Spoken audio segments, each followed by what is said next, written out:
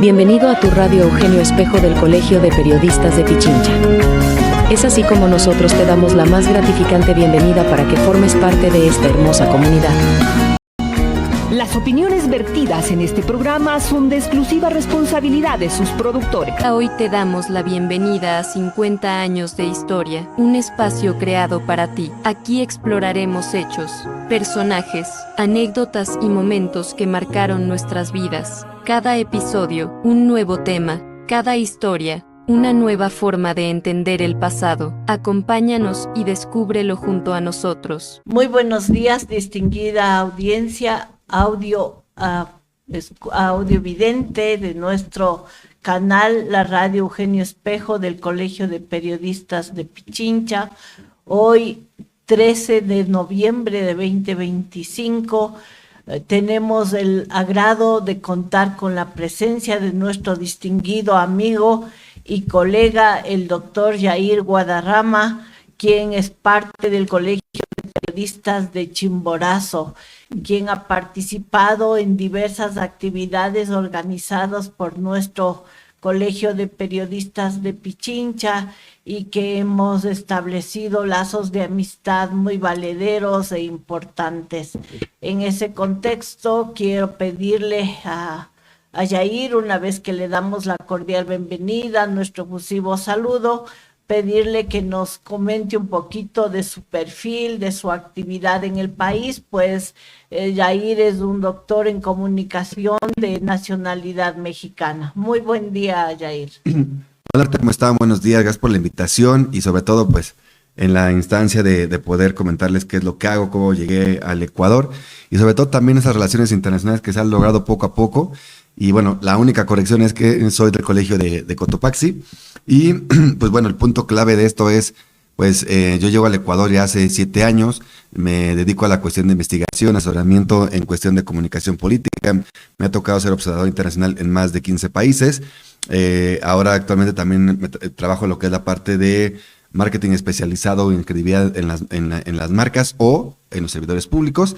Y lo más interesante también es lograr el intercambio del conocimiento a través de nuestros compañeros periodistas que puedan estar en otros ámbitos, no solamente en el Ecuador. Yo algo por lo que estoy peleando a nivel Latinoamérica es que nuestros compañeros periodistas tengan la oportunidad de viajar por el mundo y dar a conocer su conocimiento. De esa manera también plasmarlo en lo que es la ciencia, los papers científicos. Así que esa es mi labor en mi pequeño vituperio. Y esa es la parte en la que me desarrollo. Y pues bueno, ya estos 7 años en el Ecuador conlleva también una responsabilidad y una credibilidad que poco a poco la vamos forjando y que ya tuviste la experiencia de que nos llevamos a compañeros a México apenas hace unas semanas y pues bueno, la dinámica era que disfrutaran y que dieran a conocer lo que hace también el Colegio de Periodistas de Pichincha y sobre todo en qué índole se encuentran y por qué el medio del periodismo también tiene que ser reconocido en todos los ámbitos. Maravilloso. Nosotros como FENAPE, la federación que agrupa a los colegios profesionales de periodistas, tenemos el carnet internacional avalado por la FIP, que por supuesto nos facilita el poder acudir a varios lugares, a varios países. No estoy muy bien si es 153, 183 que están acreditados dentro de la FIB y que nos permite acudir a diversos eventos a nivel mundial y que se ha constatado porque ya socios han hecho uso de este carnet que sí es aceptado en diversos países. En esa medida, por supuesto, una de las líneas en que conocimos tu accionar es en la vinculación México-Ecuador, como bien lo manifiestas, y en ese sentido quisiera escuchar un poco más amplio en qué consiste tu aporte y tu apoyo en esta trayectoria en que los colegas de los colegios profesionales del Ecuador podamos tener acceso a eventos internacionales en México. Pues mira, Marta, lo que pasa es que nosotros lo que te comentaba hace rato, buscamos que podamos estar en los mejores escenarios. Apenas también tuvimos otra participación en Tlaxcala y, por ejemplo, ahí la mayoría eran investigadores. En México se le llama SNI 1, 2 y 3 como el nivel académico más alto, ¿no? Que quizás sería como lo que le llaman a los agregados, pero en México tienen un bono extra por el hecho de hacer investigación.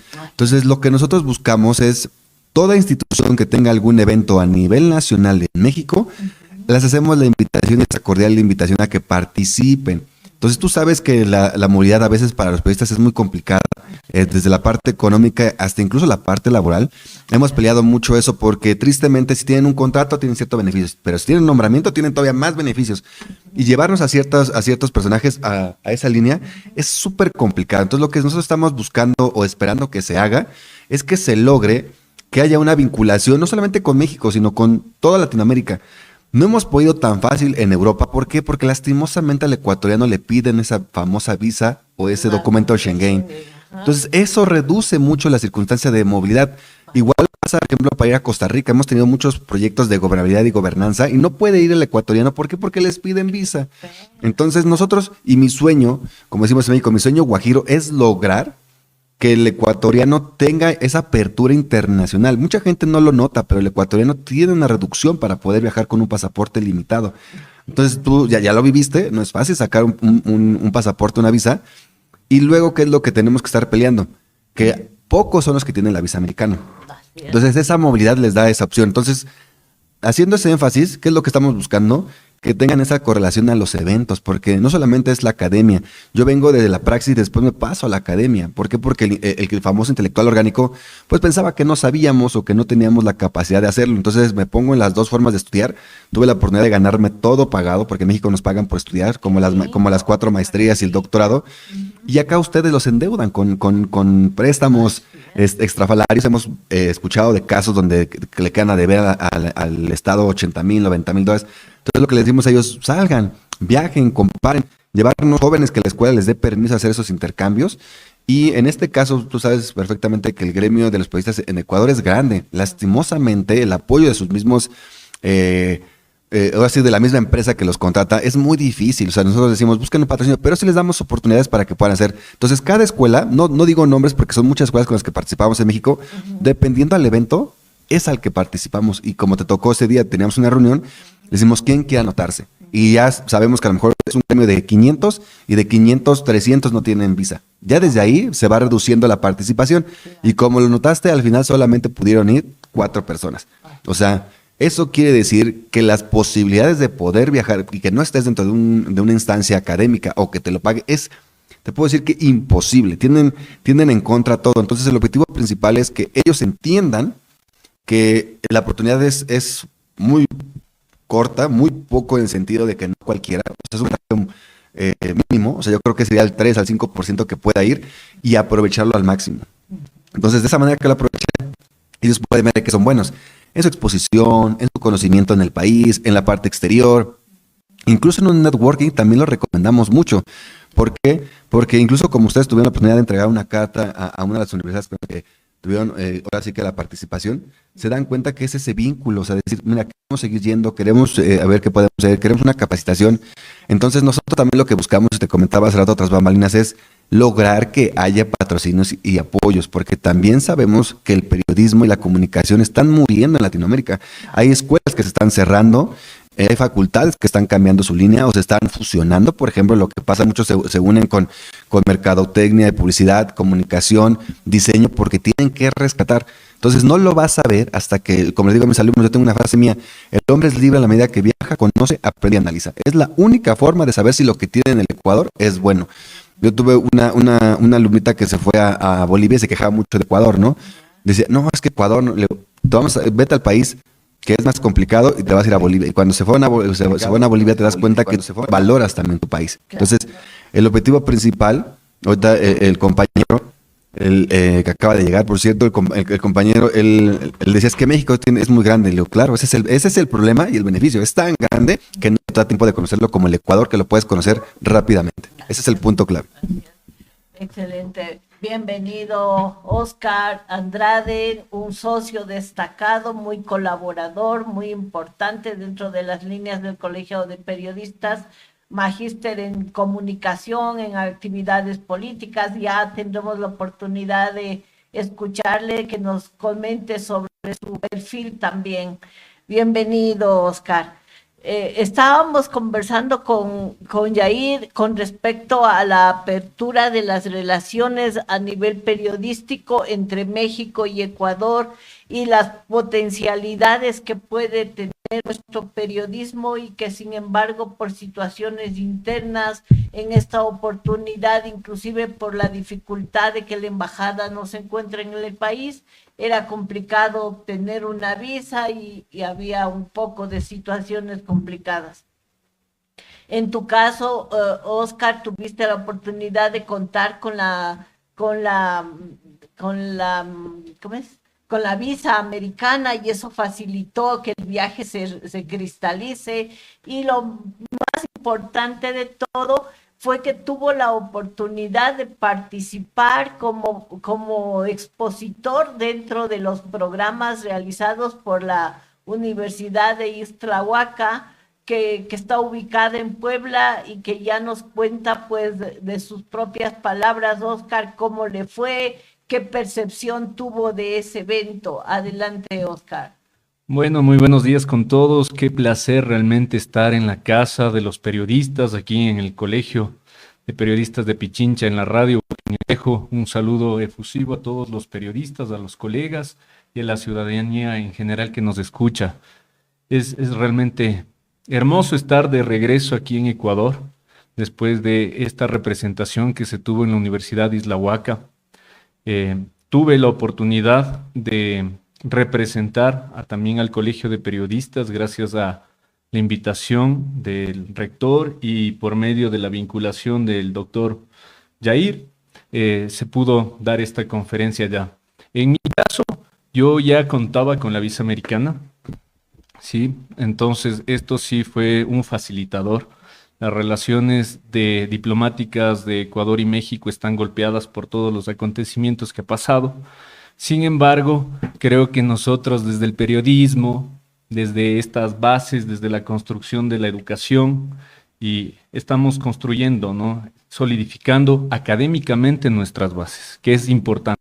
Entonces, no están rotas del todo. Considero yo de que se están reconstruyendo y que somos los académicos, somos los periodistas los que vamos formando estas nuevas relaciones, robusteciéndonos. Así es. Si bien es cierto, las relaciones diplomáticas y políticas entre México y Ecuador se encuentran en dificultad, pero por supuesto nosotros como ciudadanos, al tener la oportunidad de conocer el país, de participar en eventos académicos que dan realce a la profesión, que permite que obtengamos mayores conocimientos, porque entiendo que en el evento se trató de temas de actualidad, de temas inclusive de perspectivas de lo que sucederá en el futuro. Sí, la Universidad de Ixtlahuaca es una universidad de ámbito privado, sin embargo, tiene una educación de excelencia realmente. Hay varias carreras que se ofertan académicamente. Entre una de ellas es diseño gráfico y periodismo, comunicación. Entonces, siempre pasan en seminarios, en foros. En lo que yo pude observar en esta vivencia que tuve en México es que tienen muy altos conocimientos, siempre están a la vanguardia de estar en los temas de actualidad. Ahora que estamos topando el tema de inteligencia artificial, que se está abordando estos nuevos paradigmas, ¿no?, de la sociedad, ellos ya están debatiendo sobre temas importantes en este caso. Y ahí, ¿tú cuántos años vives aquí en Ecuador? Como comentaba hace rato, ya 7 años, allá entiendo. 7 años, Me ha tocado estar ya. también en otros países, he estado colaborando igual cuando hice estancias doctorales en Suiza, entonces yo le decía mucho a los alumnos, al final hay que ver todas las perspectivas que se encuentran, ¿no? Te puede contar también Oscar, bueno, que yo le digo Esteban, que se me hace más fácil. Entonces me debe de quedar claro eso porque luego se hacen bolas. Algo que aprendimos bastante, o sea, con ellos es eso, o sea, que entendieran incluso el tipo de movilidad, ¿no? En el dato curioso de la estancia es que me preguntaba Esteban, quiero ir a conocer Cancún, quiero ir a conocer Guadalajara, y le digo, está lejos y es caro. Es que es un país inmenso. Y además caro. Ya, o sea, ya lo vieron. Eso sí es lo complicado. Entonces, esos 7 años que a lo que va la pregunta de vivir acá, también les digo a ellos, intenten en el menor tiempo posible adquirir y absorber todo eso para que vean en Ecuador qué valoran y qué no. A mí siempre me hacen la pregunta del millón, ¿y por qué se quedó en Ecuador? Y a eso voy, de esos 7 años. ¿Por qué? Porque económicamente es extremadamente barato. O sea, ellos tomaron, ¿cuánto duró tu recorrido a Guadalajara en carro? ¿Fueron 6 horas? Alrededor de 6, 8 horas, más o ¿Y menos. cuánto te costó? Como 55, 70 veces. Sí, sí, pero realmente, bueno, en esta anécdota de viaje, ¿no? Ajá. Mi familia, de parte de padre, que es Andrade, Ujú. son bien familiarizados con el tema de la música mexicana, la música ranchera. Entonces, en mi caso, toda mi familia cuando hace eventos, reuniones, es una competencia de canto prácticamente. Entonces, y son muy, muy, la música nuestra, ¿no? De alguna manera latinoamericana. Ya. Entonces, queda la hacienda Los Tres Potrillos donde está enterrado Vicente Fernández. Entonces, era de sumamente obligación Había que ir porque acudir, había que ir. acudir exactamente Ya. y hacerme presente por parte de mi familia y estar Ah, un qué momento lindo. compartiendo ahí y agradeciendo, ¿no? Porque esos son los lazos que nos unen como la hermandad de los países Así realmente. es. Ajá, eso es lo que nos hace hispanos.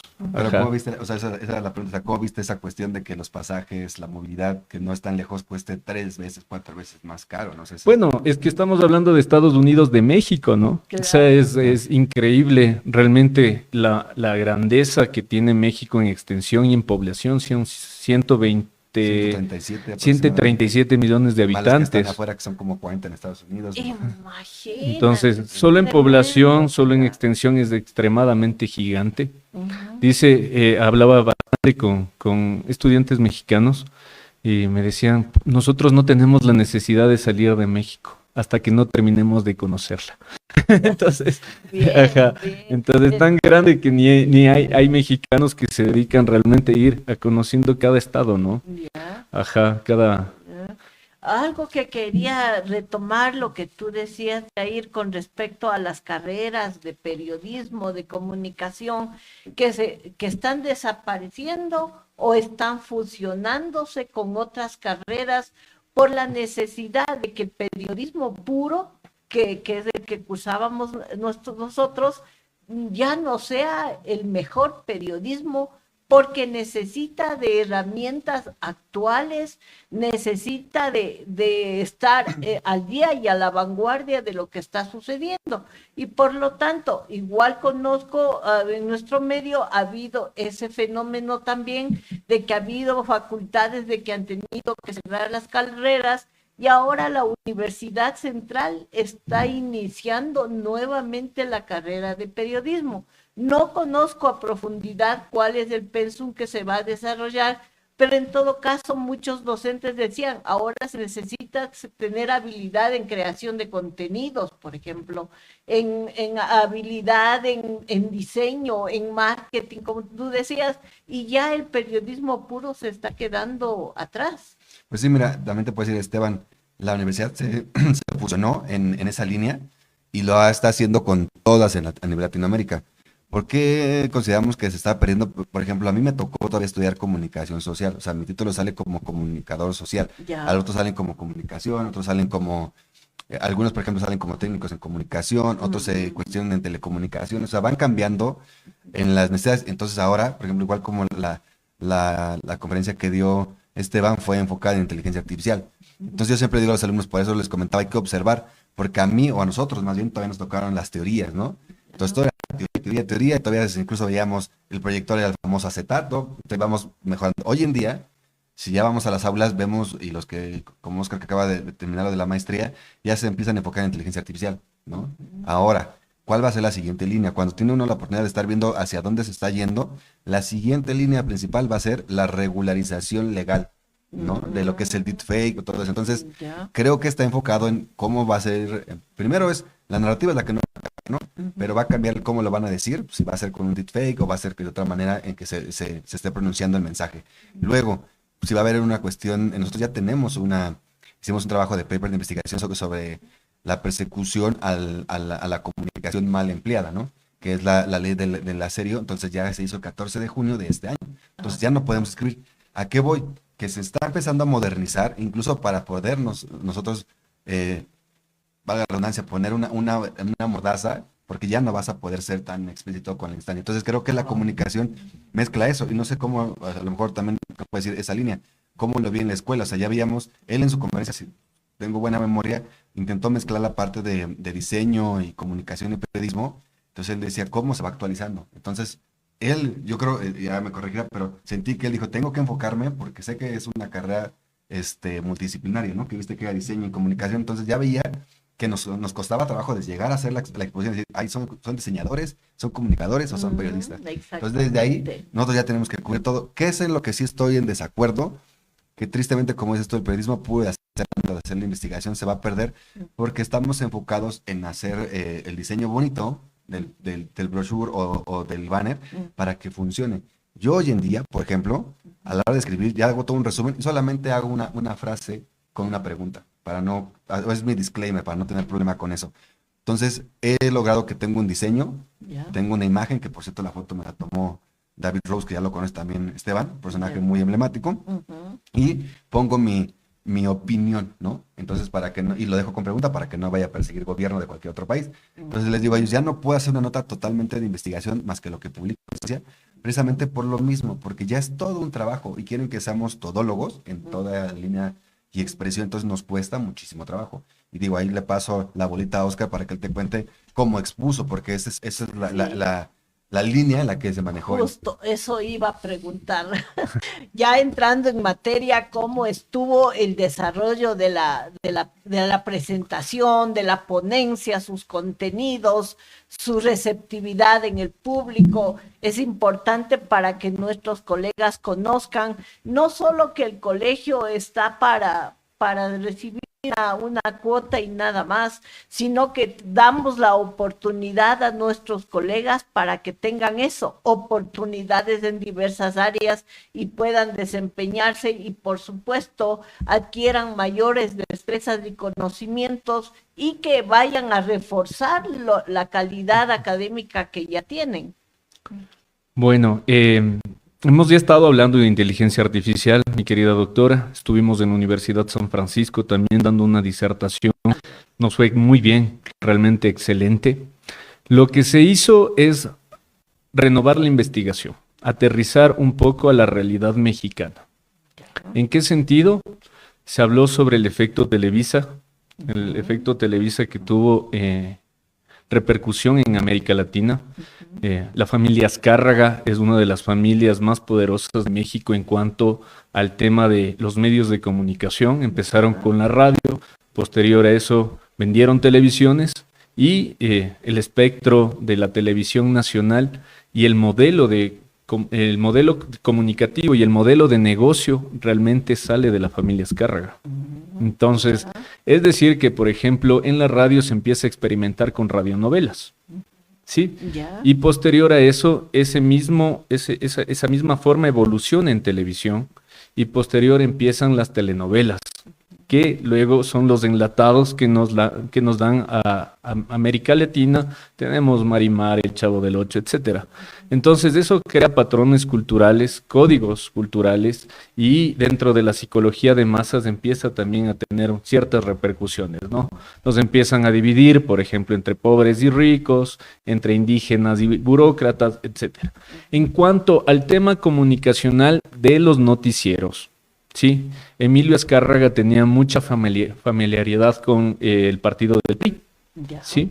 Entonces estuvo cerca del PRI y del PAN. En este caso era muy mal visto, o sea, tuvo también su repercusión ahí. Claro. Sin embargo, los noticieros tenían esa forma ideológica, ¿no? De conectar con las masas, de dar información, de acercar la información que de alguna forma beneficiaba al gobierno en ese momento, lógicamente cuidando los intereses empresariales comunicacionales de Televisa, y de alguna forma eso también repercute, ¿sí? ¿En qué punto, por ejemplo, fue aceptado eso por la población como tal? Tratar de que, por ejemplo, cuando había un tema de conflicto interno en México, posterior a eso se le dé más peso a las noticias internacionales. Entonces, todo lo que yo estoy hablando está en un libro que se llama La biografía de Emilio Azcárraga, El Tigre. Se lo pueden descargar, está en PDF, lo pueden investigar. El imperio de Televisa como tal. Y no, de alguna forma, con lo que le estoy comentando, pasó en Ecuador, ¿no? Sí, este poder que tenían los medios tradicionales, del cuarto poder como tal, se representaba hasta el aparecimiento y este rompimiento paradigmático de las nuevas tecnologías de la información y de la comunicación, estas TICs que vienen con nuevas formas de distribuir el contenido audiovisual, redes sociales, Facebook, Instagram, etcétera, que ya empiezan a democratizar la información. Entonces, en cuanto a investigar para la Universidad de Isla Huaca, fue interesante porque sí, yo investigué que tenían diseño y comunicación. Entonces, se ha pasado por varias instituciones del Estado y yo me he dado cuenta que en la práctica somos muy relacionados, a la vez distantes en conocimientos, digamos, los unos son más prácticos, nosotros somos mucho más conceptuales. Sin embargo, manejamos esta familiaridad de generar el contenido periodístico, de generar la noticia y lógicamente el impacto.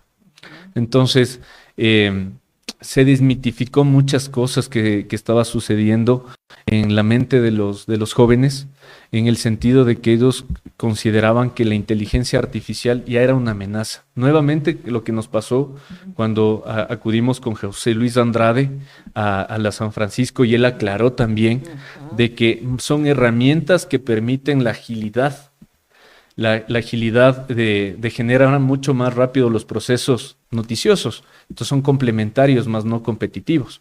Excelente. Entonces nosotros también aterrizamos junto a Jair en eso. O sea, en este momento, porque la inteligencia artificial cada día está dando nuevas sorpresas, no resulta una amenaza. Hasta cuando llegue la automatización y la robotización.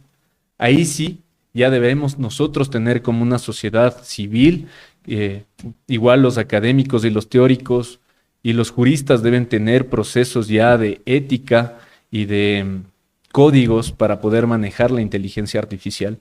Sin embargo, en este momento no, y eso es lo que se trató de desmitificar. O sea, a ver, se hacen sistemas para poder trabajar con inteligencia artificial. Sin embargo, la inteligencia artificial hasta el momento tiene sus fallas, ¿ya? Por ejemplo, hoy le pregunté a Meta ahí, y esto es algo muy interesante, el tema de la censura. Una censura no solamente estatal, sino una censura tecnológica, ¿ya? Porque una de las anécdotas en México es que cuando yo llego a Guadalajara, se da el tema de un paro nacional en México. ¿Ya? Estaba en Chapala y justamente al regresar empieza ya a levantarse el paro nacional. Entonces, ¿qué es lo que sucedía? Y bueno, Jair es un experto, más yo les puedo dar, digamos, un breve recorrido. Una breve apreciación. La economía agraria de México se basa en el limón, en el aguacate y en el maíz. Está el cartel de Sinaloa y Jalisco Nueva Generación. Ellos empiezan a minar a los campesinos, les empiezan a extorsionar a los campesinos, empiezan a ser estos intermediarios que tanto daño hacen, digamos, de alguna forma a la economía, incluso en Ecuador, y posterior son los que venden a los grandes supermercados. Entonces sale un líder social representativo de los aguacateros y les silencia. Posterior a eso, en unos 3 días, sale un líder social del sector de los limones y lo asesinan. Justo en el Día de los Difuntos, un alcalde de Uruapan, se enfrenta y dice, es posible este gobernador, presidenta de Morena, tome acciones. Y estando en la plaza central, lo asesina. ¿Ya? Entonces, cuando yo pregunto a Meta hoy, justamente para hacer este experimento tecnológico, yo le pregunto, ¿cuáles son los asesinatos que se están cometiendo en México? ¿Cuál es el paro nacional? Al inicio me dice, yo que sepa, no hay ningún paro nacional. Tengo la captura de pantalla. ¿Ya? Entonces, vuelvo a reformular la pregunta como que yo ya sé que sí existió varias muertes, y empieza ya a dar los hechos cronológicos. O sea, entonces se da cuenta... Depende de qué manera se le interroga a la inteligencia para que responda de manera veraz. Sí, pero de alguna forma también genera una forma de censura. Entonces, esos creo que son los nuevos desafíos, ¿no? Los nuevos desafíos, y es por eso la importancia del periodista, es por eso la importancia de, digamos, estar aliados con otros países, de que los colegios de periodistas y los periodistas en sí, los gremios periodísticos tengan estos acercamientos también desde la academia, desde otros gremios periodísticos de otros países. ¿Para qué? Para de alguna forma no silenciarnos y poder denunciar, y también se sepa los fenómenos sociales que están ocurriendo, digamos, en Latinoamérica, y que de alguna forma también son similares acá. Ahora voy a hacer una pequeña introducción en el sentido de que si bien nuestro país es pequeño, tenemos, digamos, en función o en relación a los otros países, poca población, pero somos destacados. Y destacamos en varias áreas, en investigación, en deporte, en fin, en cultura, ahora inclusive en gastronomía, destacados. Y en esa medida quiero comentar una situación.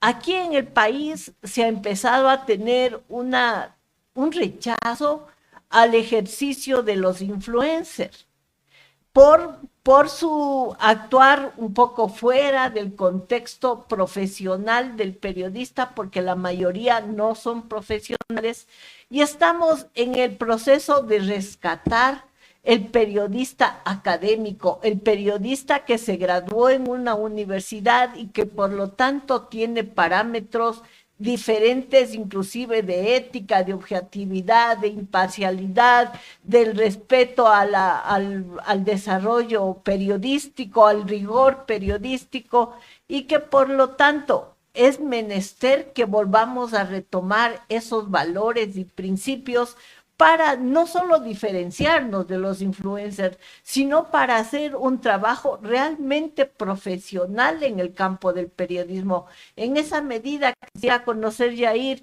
cómo se procede en México con relación a este aparecimiento de influencers así de fuerte, ¿no?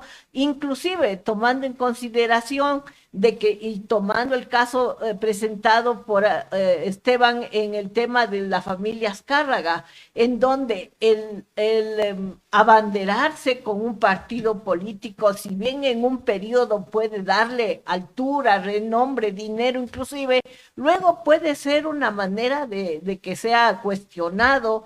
Y por eso también los colegios estamos en una prohibición de hacer política partidista, al menos, quizá política gremial, quizás la podemos hacer, pero abanderarnos con un partido político no podemos. Mira, yo lo había comentado hace rato, ya viene lo que es la regulación, ¿no? Ya lo estamos viendo con China y con Corea. De hecho, ahorita, por ejemplo, como decía China, estamos intentando regular que incluso los K-pop, que también están en Corea, tienen que, ya no los sacan entre la cuestión comercial, porque están buscando sí están buscando la parte familiar y la parte del hombre, ¿no? Rescata la parte del hombre. Entonces lo que dicen los influencers, en vez de apoyar a una cuestión de que el hombre sea más varonil, que está aportando más cosas, lo están quitando. Lo mismo que pasó con Rusia, que te dicen, no estoy de acuerdo con la comunidad LGBT, no los persigo, pero mi línea es la familia. Entonces apoyo lo que es familiar. Correcto. Y luego en China también la cuestión de por qué tengo que regularizar la parte de los influencers, precisamente porque en México, lo que les comentaba hace rato con la ley de Aserio en Puebla, dato curioso, México ya empieza a tener abogados para defender youtubers. Y yo le decía a los alumnos y algunos con los que platico, ¿qué pasa ahora con los medios? Ya todo mundo te pone el famoso disclaimer, ¿no? O sea, ahorita que tú nos invitas pones así, las palabras que ellos digan es responsabilidad de ellos y yo me lavo las manos, ¿no? Ya. Entonces ya empiezan a poner ese disclaimer para una protección, para lo que diga o vengo de invitar, digo cualquier tarugada, pues el que lo persigan es a mí, ¿no? Y no a ustedes, o no al medio, que es lo que a lo mejor como le pasó acá a TVMIC, por ejemplo, ¿no? Que empiezas a ver que ya hay una cuestión de censuras por ciertas partes e insisto, la regulación es la nueva línea que van a hacer. ¿Por qué? Porque si ya tienes abogados para defender youtubers, algo está mal. Nosotros tenemos el caso de una Exactamente. chica que es youtuber, que se supone que estudió comunicación y mercadotecnia, y ya le empiezan a perseguir porque a ella le mandaron una foto y le empiezan a perseguir, y entonces como veían que ya tenía dinero, la chica que le mandaron un video obsceno, lo tenía la influencer, pero nunca lo compartió, y sin embargo se le echó la culpa a ella, ¿no? Al periodista, y eso es lo que nosotros estamos viendo. Ahora hubo otro caso con Fofo Márquez también, que lo condenaron a 40 y tantos años por el hecho de ser influencer. Y ahora tuvimos otro caso de que esas mismas personas atacaron a otra mujer, la golpearon, pero no se demandó por asesinato, por violencia de género. Entonces, ¿a qué voy? Que mientras no se ponga una balanza, y nos han invitado en muchas instancias para participar, pero no se logra más. Por ejemplo, a mí en Puebla se me hace injusto que haya sesiones abiertas.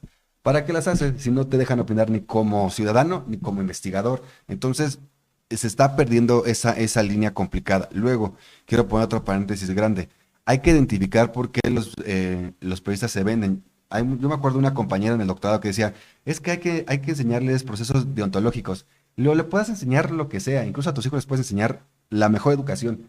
Pero si ellos van a una empresa como la de Emilio Azcárraga, que en ese momento ellos eran los soldados, porque así decía Azcárraga, somos los soldados del PRI, entonces se van a perder tus valores, porque lo que estás buscando es la noticia o estás buscando una nota que te haga destacar dentro de lo mismo.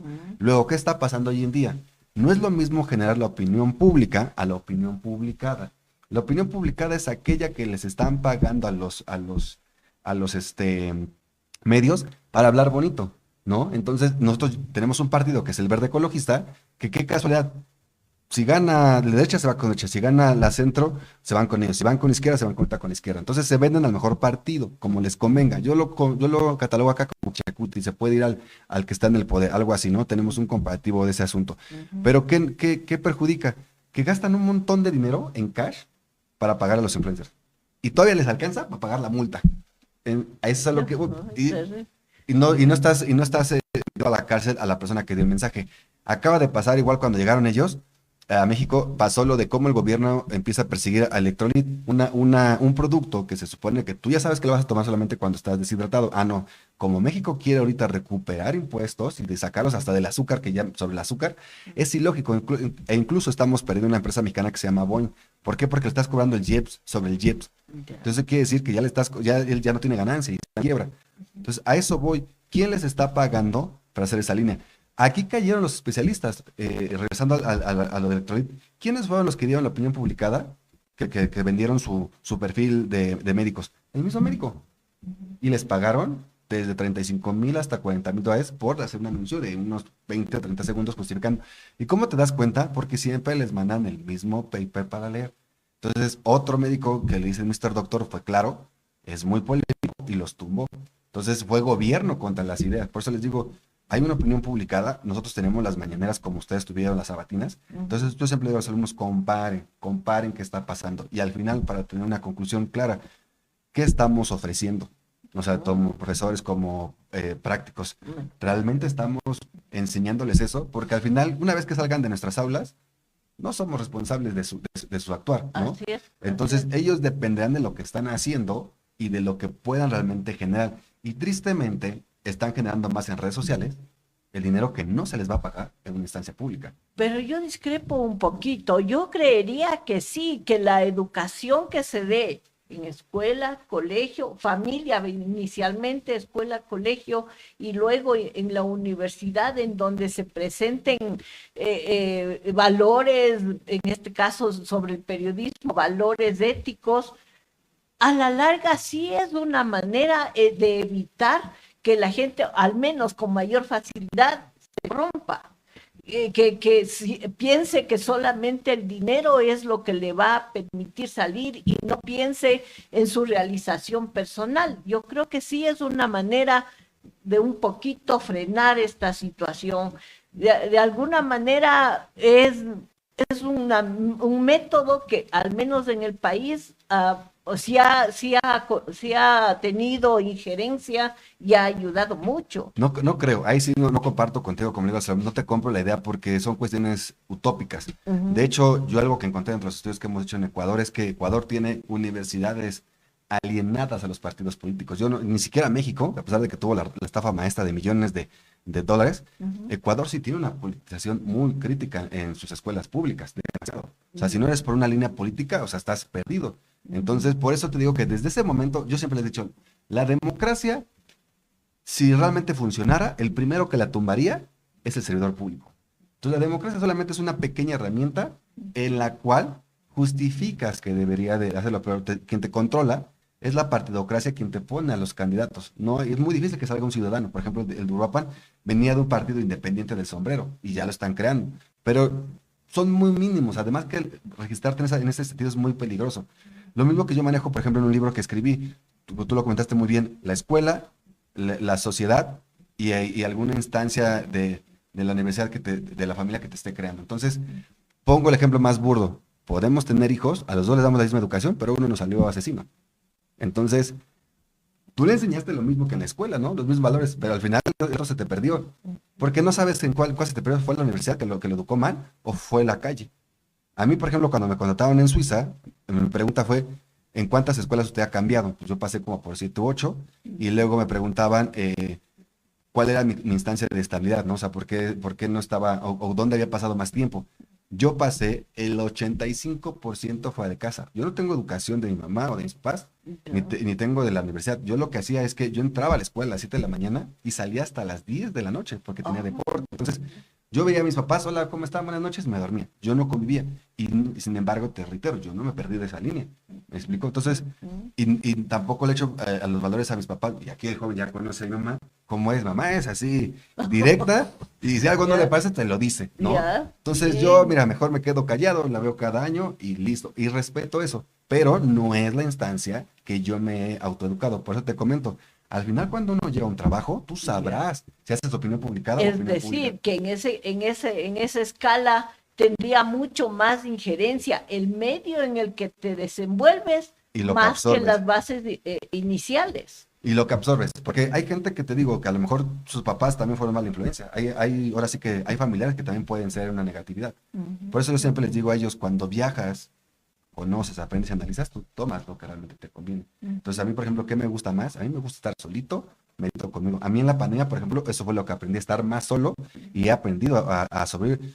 Platicaba mucho con Esteban en su experiencia, con su mamá y eso. Y claro, o sea, de hecho, mi mamá nos llevó al panteón, ¿no?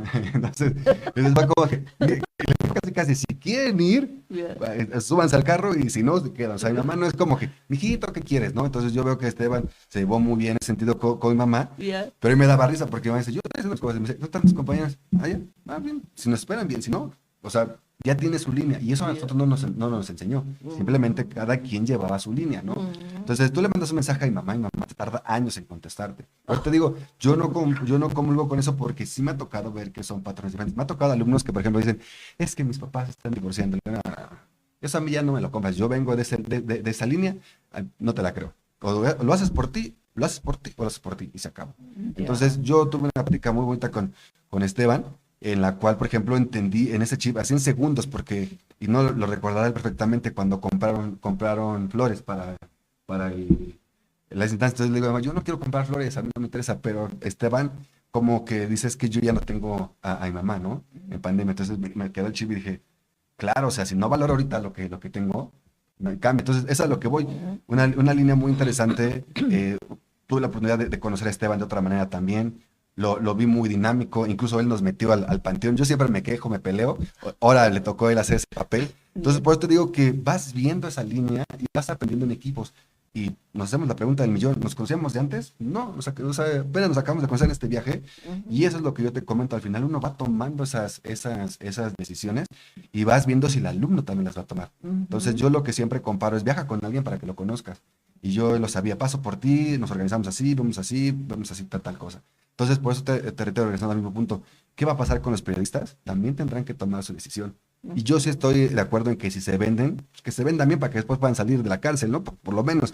Si se venden mal, pues depende de ellos. Pero yo te lo puedo decir con la experiencia que tuve con Esteban, somos valores diferentes, con experiencias diferentes, incluso con un factor familiar que a mí me sorprendió, porque no soy muy emocional, pero cuando él lo explicó, Así, o sea, él dijo, yo voy a comprar esto, pero ¿qué van a hacer, no? Y todavía se fueron a misa. Entonces, eso a mí me abrió la mente. Dije, claro, o sea, si vengo con ellos, no es que me ponga de acuerdo, pero también lo tengo que respetar, ¿no? Claro, Y exacto. mi mamá se fue a su camino y Esteban dice, ¿cómo está tu mamá? Entonces, eso tú lo vas viendo de cada uno por las necesidades o por lo que va aportando. Entonces, yo también le agradezco, y no se lo puedo decir en persona, pues lo digo en público, que hubo esa empatía, ¿no? O sea, que súper padre. Y mi mamá siempre hablando, de hecho, en la mesa de la que siempre hablaba. Y nos decían, es que ustedes, tuvimos ahí una experiencia y él, como mamá psicóloga, no, pero ustedes deberían, los de los terapiables, le digo, con permiso, yo tengo cosas que hacer, me voy a ir a jugar. Y lo vio, no te puedes mentir. Por eso digo que son valores que hay que ver si el periodismo también los va a acoplar Exacto. o los va a perder, ¿no? Entonces, ahora sí que dependerá de los 3 factores. Familia, educación y la parte académica, ¿no? Ya. Ahora, volviendo al tema del público que estuvo presente en tu disertación, quisiéramos, si no hacer una comparación, pero sí tener una idea. El público joven de México y el público joven de Ecuador, ambos tienen inquietudes. Ambos tienen incógnitas que quisieran despejarlas y en esa medida, estos públicos, ¿cuál de los públicos se atreve a hacer preguntas, se atreve a indagar un poco más? Bueno, yo cuando estuve en México realmente, muchas gracias Jair, también públicamente te doy las gracias por la invitación, las gracias porque me abriste las puertas de tu casa y porque yo me sentí totalmente en casa, totalmente en casa. En este caso México es muy similar al Ecuador, solo que mucho más grande, mucho más grande. De ahí el amor de la gente en realidad es la misma, la amabilidad es maravillosa, en todo momento sumamente serviciales. En este punto, llegando al tema de los estudiantes, creo que la juventud es una sola y tiene la misma energía, la misma fuerza, la misma convicción de querer cambiar las cosas. Creo que eso es lo maravilloso de la juventud, el poder cambiar las realidades sociales. El auditorio donde se dio la conferencia Inteligencia Artificial en la producción audiovisual dirigido para dirección de campañas de elecciones municipales, estuvo totalmente lleno. Llamó demasiado la atención, entonces fue bastante dinámico. Se hicieron presentación de muestras de productos comunicacionales, también se utilizó inteligencia artificial, entonces se logró envolver, digamos, en una atmósfera bastante académica y bastante teórica, ¿no? Pero sin embargo también con esta tertulia de poner ejemplos nuestros para que sea mucho más digerible. Entonces empezaron a preguntar, hubo bastantes preguntas. Algo que me pareció interesantísimo es cómo esta universidad tiene una alianza estratégica con la empresa privada. Entonces, cada vez que hacían una pregunta, al alumno se le entregaba un souvenir. Es decir, se le entregaba, yo qué sé, un libro, cuadernos. Entonces, los chicos no solo se motivaban, no solamente se motivaban por eso, no por el souvenir, sino por el interés realmente de la propuesta que se estaba presentando, pero sin embargo había esa interacción. Entonces, creo que es muy importante que la empresa privada también se alíe a los gremios, a las universidades y tengan esta responsabilidad social corporativa. Esta alianza estratégica de generar eventos académicos, que es sumamente importante, el diálogo, el debate, la conversación, para generar una sociedad y una juventud mucho más justa, ¿no? No es que estemos nosotros en contra de los influencers, porque estar en contra de los influencers es de estar en contra de la libertad de expresión. Pero aquí hay que hacer una separación epistemológica. Es decir, una cosa es la libertad de expresión, en qué sentido de responsabilidad, como dijo Jair, qué principios morales o qué principios éticos o qué principios tú me vas a dar. Porque estamos viendo también el otro lado de la juventud, ¿no? Un humorismo negro, ¿sí? Demasiado sexismo, demasiada sexualidad, una hipersexualización de la mujer en redes sociales. Tenemos considerados influencers que hoy se creen líderes de la sociedad. ¿Líderes de qué? Si estás llevando a las personas que tienen cerca a OnlyFans, porque son mujeres. Entonces, esas cosas no se está debatiendo socialmente. Otra de las cosas dentro del periodismo es que todos tenemos derecho a la libertad de expresión. Todos tenemos de alguna manera también la libertad de una propuesta, de una protesta pacífica. Sin embargo, si me estás interrumpiendo en mi ejercicio de periodístico, en mi ejercicio de ir, sacar la información, recolectar la información, procesarla y posterior, informar a la sociedad de una manera equilibrada, justa y ética, ese es un problema. Y eso es lo que está pasando en estas protestas. Por ejemplo, hubo el caso de un abogado en Riobamba, era abogado de profesión, no era periodista, solamente tenía un medio de comunicación digital, que en qué punto es un medio, sí. Es como si yo me pusiera de abogado. ¿En qué momento yo soy abogado? O yo estoy con la potestad de ir a un tribunal y presentarme, diciendo soy periodista y puedo defenderme. Entonces yo pienso que cada quien debe tener esta forma de reglamentar su trabajo. Entonces es importante que el Consejo de la Comunicación ya empiece a debatir sobre estos temas. En China, por ejemplo, si tú quieres hacer el tema del periodismo, ya estás regulado, y así ya se te está regulando. Si tú quieres hablar de temas médicos, no eres una persona así nomás. Sí tienes que ser un médico para poder hablar de temas médicos, para no poder enfermar a la sociedad. Entonces, se tienen que debatir estas cosas y es por eso que es importante esto de sembrar en la juventud, y es lo que viene haciendo el Colegio de Periodistas de Pichincha cada vez que hace sus seminarios, sus talleres, sus cursos, y también participar en estas conferencias. Yo también quiero agradecer públicamente a doctora Marta Roballo, presidente del Colegio de Periodistas de Pichincha, por este respaldo que yo he sentido dentro de la institución para yo poder tener el alto honor de poder representar en la universidad en México.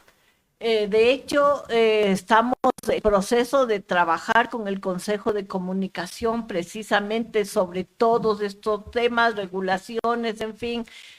Y hay situaciones, unas que detienen un poco el trabajo y otras que facilitan el trabajo. Y en eso tenemos que entrar ya en profundidad posteriormente.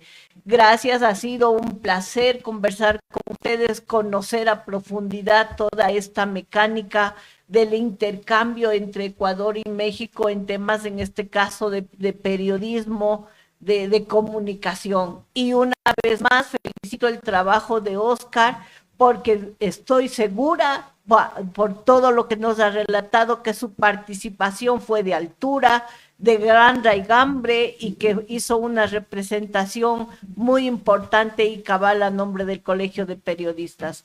Próximamente espero volverles a tener en este estudio, volverles a tener en nuestros canales y poder continuar conversando. Un buen día a los dos.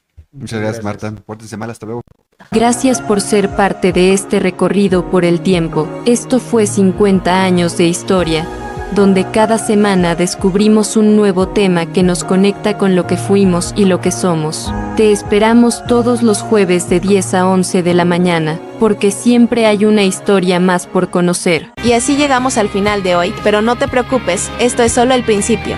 Te invito a que nos sigas para que no te pierdas ni una sola sorpresa, ni todo el contenido increíble que tenemos preparado para ti. Tu apoyo significa mucho para nosotros y queremos compartir mucho más contigo.